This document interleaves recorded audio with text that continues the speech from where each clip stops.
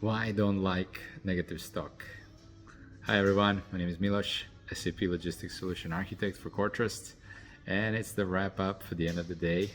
Today I'm in Verona, Italy, and basically tip advice is avoid negative stock. Don't use it. If you really can avoid it, do your best to not use it.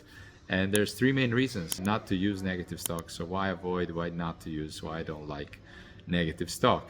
Well, first of all, I don't like it because the whole principle of having WMS, a warehouse management system, is so that you know in your warehouse, in every single bin, storage bin, in every single location, position, storage bin, you know which stock is inside and what's the quantity. When you introduce the concept of negative stock, and for those of you who don't know what's negative stock, maybe just a small description, it's basically when in the IT system managing the warehouse, in a bin, you can allow in the system to confirm a picking task from that bin, although there is not enough stock. So basically, let's say in a bin you have 10 pieces of product A. If I pick 15 pieces of product A from that bin, I would have -5 quantities, -5 pieces in that bin.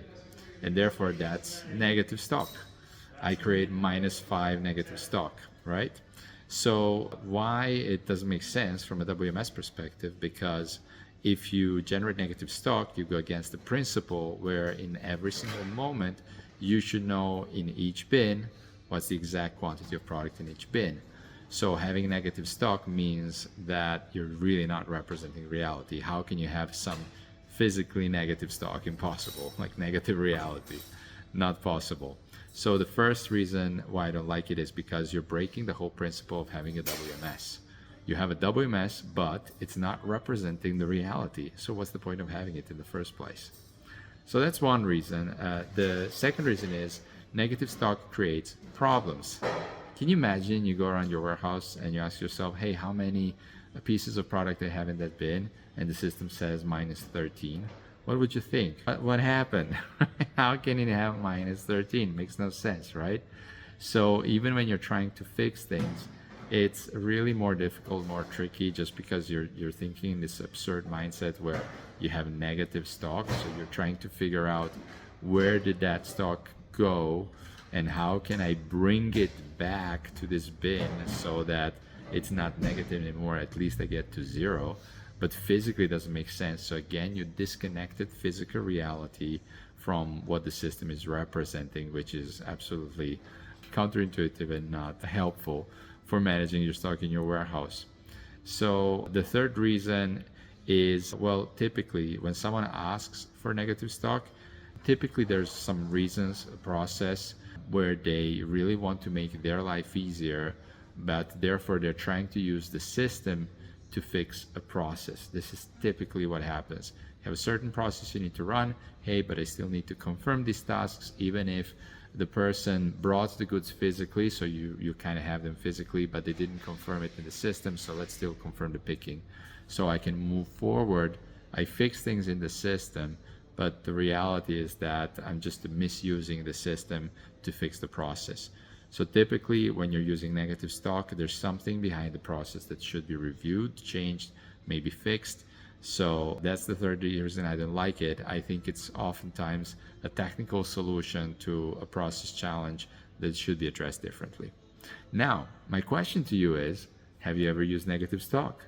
And if you did, what was your process? Let's exchange some ideas here. Open-minded, so let me know if you have a very good business context, business scenario and requirement where you really had to use negative stock and you couldn't do otherwise. I'm very curious to hear from you. A small challenge for you all out there. Let me know what's the process you had to use negative stock. Very well explain the scenario requirement, or otherwise if you just agree with me and you think negative stock shouldn't be used, just let me know in the comments. And yes, EWM can support negative stock. The fact it can doesn't mean you have to use it, by the way. It can also, of course, not allow negative stock, which is my recommended option. It can also allow to have available stock that is negative, meaning you create the picking tasks from a bin, although in the bin there's not enough stock, but then it would stop you the moment you really try to pick because it doesn't want you to create a negative stock. So for example, if I have 5 pieces product A in the bin, I can create a task to remove 10, but the moment I try confirm that I'm removing 10, the system will tell me, hey, you cannot remove 10 yet, you only have 5 inside. Okay, so that's the in-between solution available in EWM. Back to us, let me know, you had negative stock, what was your experience? Was there a process you had to use it and why? Let me know, I'm really curious, looking forward to hear from you. Have a great evening everyone, and speak soon. Bye.